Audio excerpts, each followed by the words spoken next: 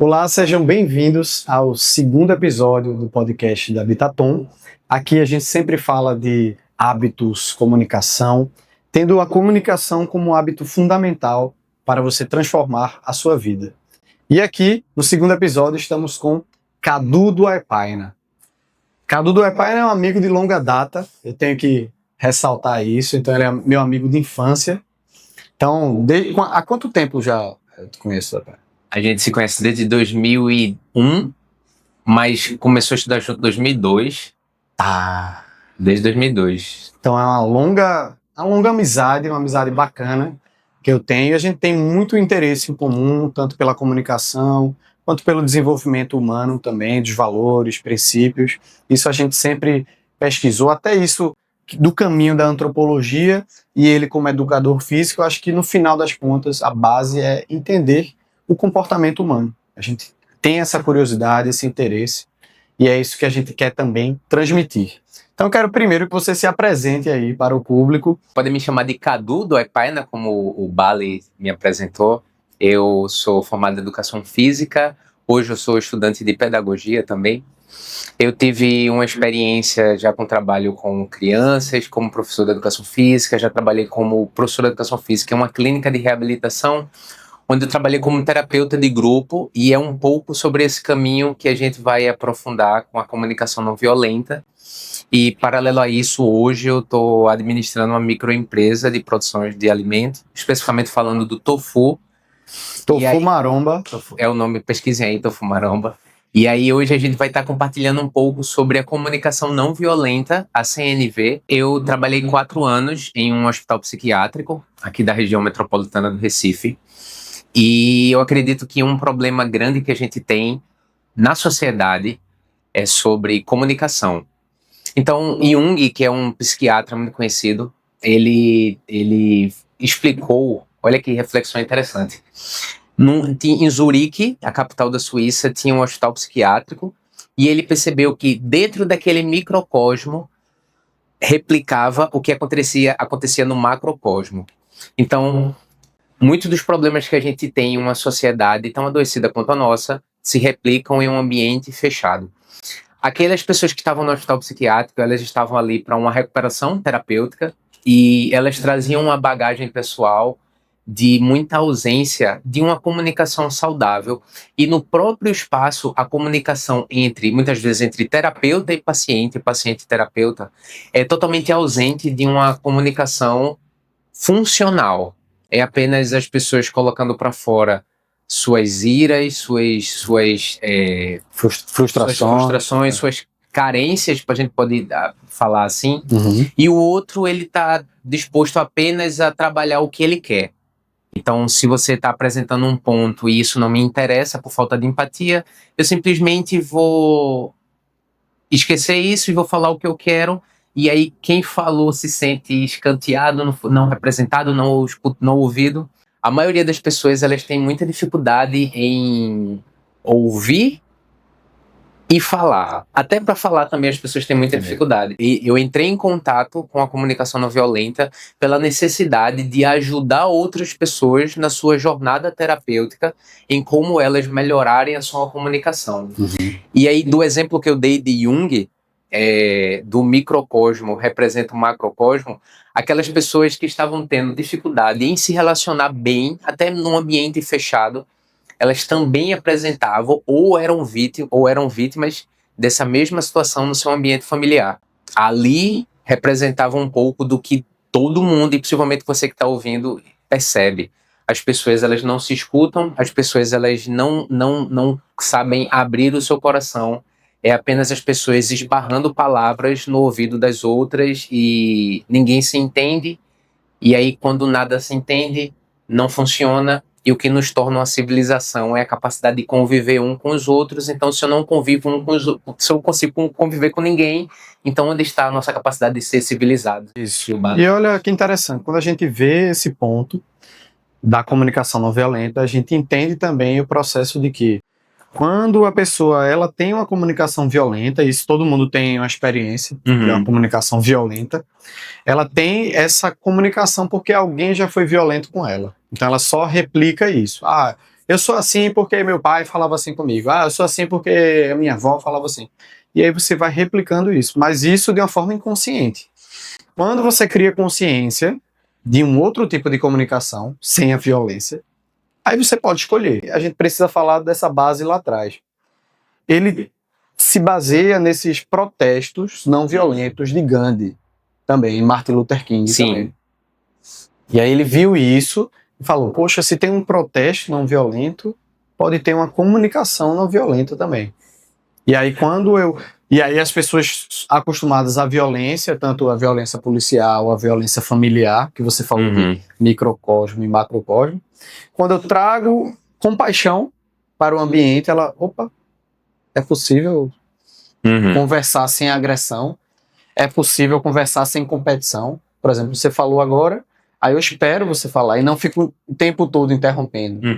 Então isso é uma coisa fundamental, tanto como você falou em ambiente terapêutico, quanto em escola, em relacionamento, negócios. A dimensão disso é fundamental. Agora eu gostaria que você falasse dos 4 pontos, então, que a gente tem ali como base da comunicação não violenta. O primeiro, ele geralmente fala observação. Observar. Peraí, o que está acontecendo?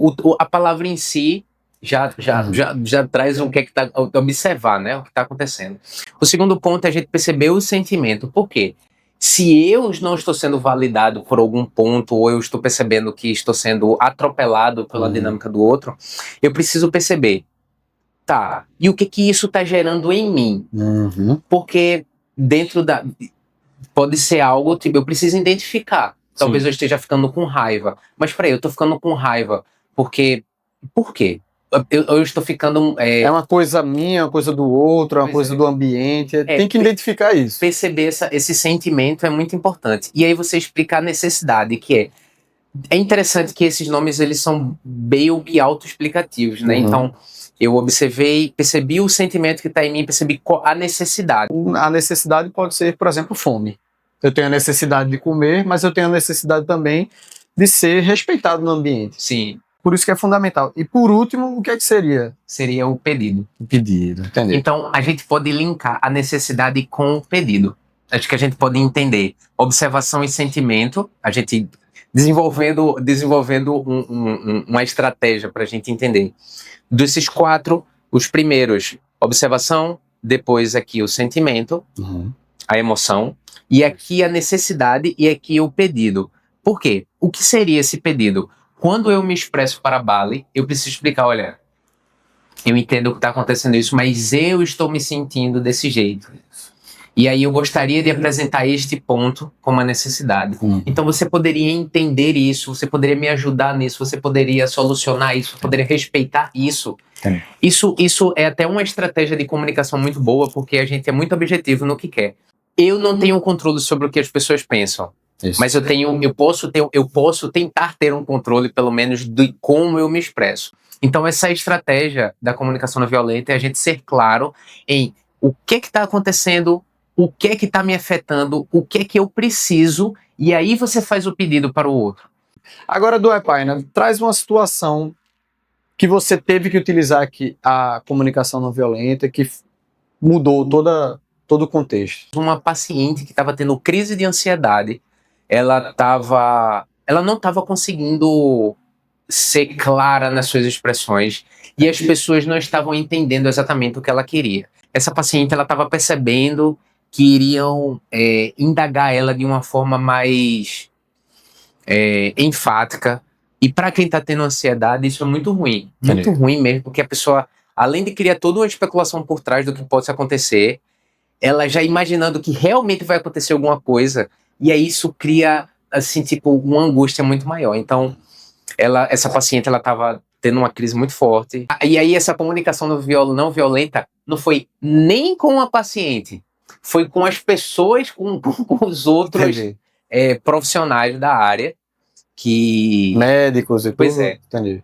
Hierarquia é algo que as pessoas acham que é validação maior que o outro, né? Só que hierarquia seria, idealmente falando, é você ter um maior cuidado com o outro, você ter uma tutela Sim, entendi. maior com os outros. A liderança é o que vai ter o maior cuidado. E não subserviência pela subserviência, né? Interessante. Então, eu observei ela em si, né? O que estava acontecendo. Eu percebi o sentimento que estava ali muito forte. Eu percebi qual era a necessidade, o que ela estava trazendo ali, o que precisava e qual era o pedido em si. Então, legal. Deu tudo certo. Deu tudo certo. Porque eu fiz essa escuta não violenta, tentei fazer uma comunicação não violenta e fluiu, porque não houve um redrucamento por parte dos profissionais. E tudo isso por quê?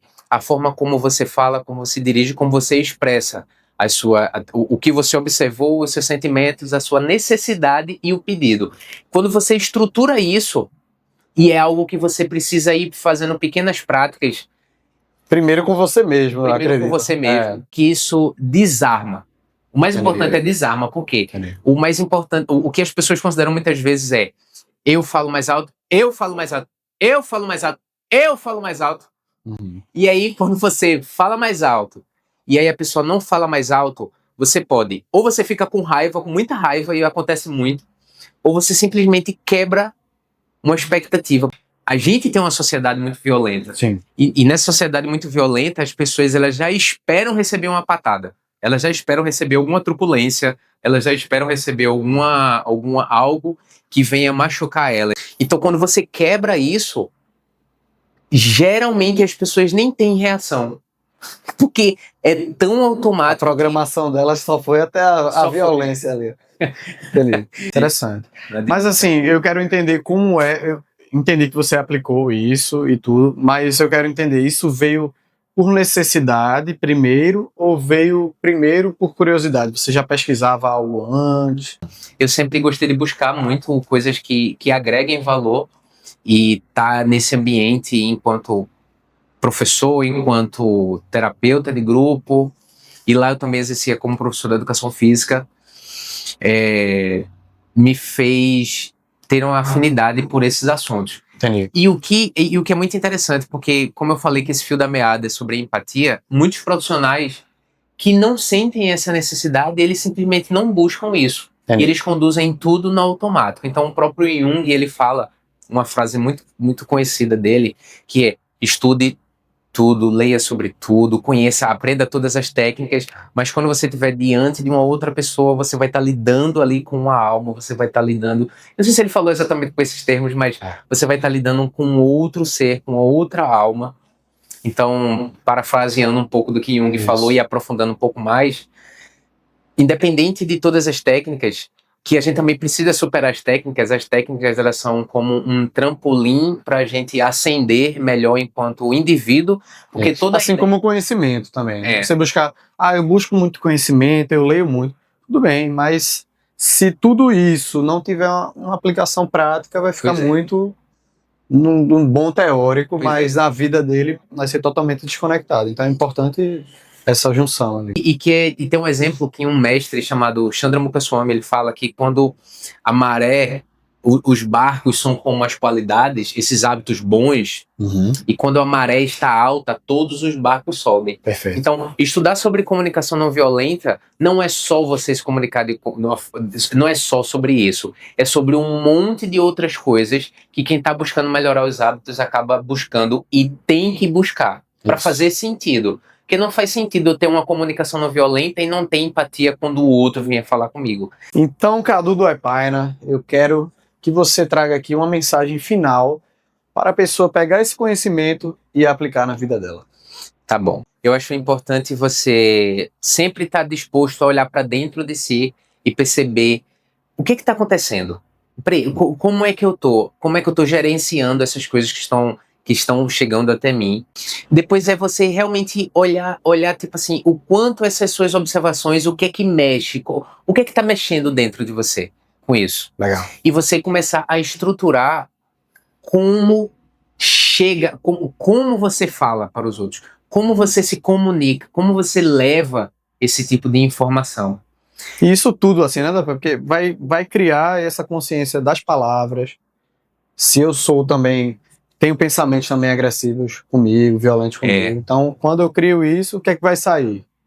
Então, para fechar, o que eu trago aqui é: tente ser uma pessoa melhor, escute melhor e se comunique e fale melhor de uma forma que seja preciso no que você deseja, que seja imbuído de quem você é, através da fala, através dos pensamentos, através dessa comunicação.